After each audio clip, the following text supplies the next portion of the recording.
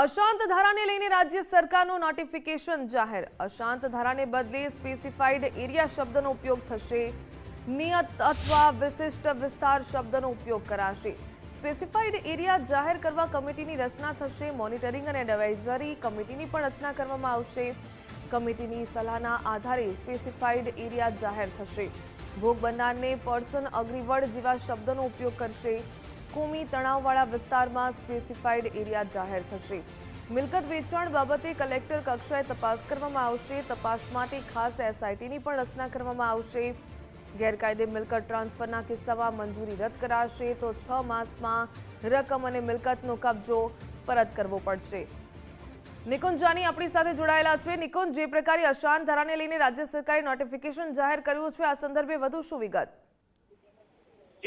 અત્યાર સુધી જેને અશાંત ધારા તરીકે ઓળખવામાં આવતો હતો તે અશાંત ધારાને લઈને રાજ્ય સરકારે એક નોટિફિકેશન જાહેર કર્યું છે અને હવે અશાંત ધારાના બદલે હવે સ્પેસિફાઈડ એરિયા નો શબ્દ પ્રયોગ જે છે તે કરવામાં આવશે। નિયત અને વિશિષ્ટ વિસ્તાર માટે આ શબ્દનો ઉપયોગ થશે। સ્પેસિફાઈડ એરિયા જાહેર કરવા બાબતે મોનિટરિંગ એન્ડ એડવાઇઝરી કમિટીની પણ રચના કરવામાં આવી છે।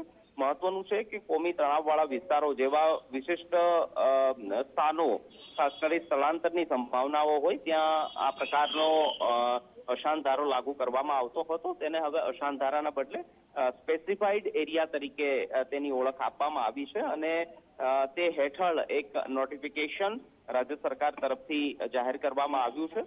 મિલકતના વેચાણ બાબતે કલેક્ટર કક્ષાએ તપાસ થશે। તપાસ માટે એસઆઈટીની રચના પણ કરવામાં આવશે।